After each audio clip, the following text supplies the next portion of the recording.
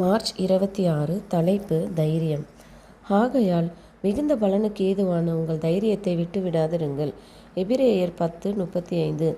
நாம் எதையாகிலும் அவருடைய சித்தத்தின்படி கேட்டால் அவர் நமக்கு செவி கொடுக்கிறார் என்பதே அவரை பற்றி நாம் கொண்டிருக்கிற தைரியம். நாம் எதை கேட்டாலும் அவர் நமக்கு செவி கொடுக்கிறார் என்று நாம் அறிந்திருந்தோமானால் அவரிடத்தில் நாம் கேட்டவைகளை பெற்றுக்கொண்டோம் என்றும் அறிந்திருக்கிறோம் என்று யோவான் கூறுகிறார். மக்களுடைய யோசனைகள் விஸ்தாரமாகி விசுவாசம் அதிகரிக்கும்படியாக இக்கருத்துக்களை அவர்கள் முன்னிலையில் அதிகமாக தியானிப்போமாக.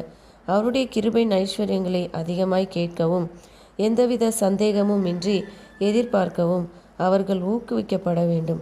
ஏனெனில் இயேசுவின் மூலம் நாம் மகா உன்னதமானவருடைய சமூக தண்டை வர முடியும். அவருடைய புண்ணியங்களின் மூலம் அந்த ஒரே ஆவியானவரால் நாம் பிதாவை சென்றடையவும் வாய்ப்பை பெற்றிருக்கிறோம். ஜெபத்தில் ஒரு ஆழமான அனுபவத்தை பெறுவோமாக. அவருடைய பரிசுத்த ஆவியானவருடைய பிரசன்னம் மற்றும் வல்லமையை பெற்றிருப்பது என்றால் என்ன என்று அறிந்தவர்களாக நம்பிக்கையுடன் நாம் தேவனிடம் வரலாம். நாம் நமது பாவங்களை அறிக்கை செய்து அங்கேதானே நாம் கேட்கும்போதே அவர் நமது மீறுதல்களை மன்னித்து விட்டார் என்பதை அறியலாம். ஏனெனில் அவர் நம்மை மன்னிப்பதாக வாக்களித்திருக்கிறார். நாம் விசுவாசத்தை பயிற்சி செய்து மெய்யான ஊக்கத்தையும் தாழ்மையையும் வெளிப்படுத்த வேண்டும். பரிசுத்த ஆவியானவரின் கிருபை இல்லாமல் இதை நாம் செய்ய முடியாது. நாம் இயேசுவின் பாதத்தின் கீழ் நம்மை தாழ்த்தி எந்த ஒரு சுயநலத்தையும் விரும்பாமல், சுயத்தை உயர்த்தும் எந்த ஒரு காரியத்தையும் வெளிப்படுத்தாமல், எளிமையுடன் தேவனை தேடி ஒரு சிறு பிள்ளை தன் பெற்றோரின் அப்பத்தை வேண்டுவது போல நாம் பரிசுத்த ஆவியானவரை கேட்க வேண்டும். நாம் நமது பணியை செய்து கிறிஸ்துவை நமது சொந்த இரட்சகராக ஏற்க வேண்டும். கல்வாரி சிலுவையின் கீழ் நின்று அவரை நோக்கி பார்த்து பிழைக்க வேண்டும். தேவன் தமது பிள்ளைகளை தமக்காக தனியே பிரித்தெடுத்து பரிசுத்தப்படுத்துகிறார்.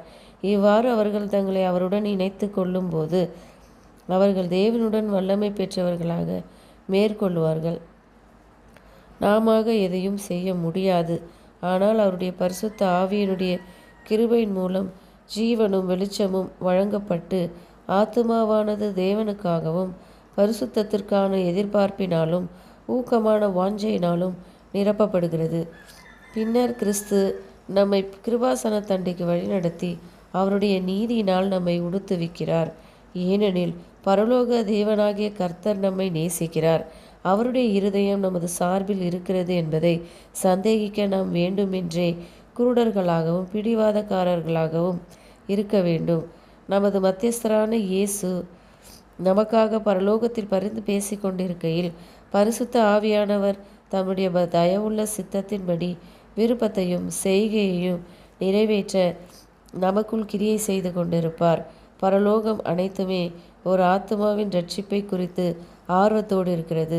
பின்னர் தேவன் நமக்கு உதவி செய்கிறார் அல்லது செய்வார் என்பதை குறித்து சந்தேகிக்க என்ன காரணம் நம்மிடம் இருக்கிறது?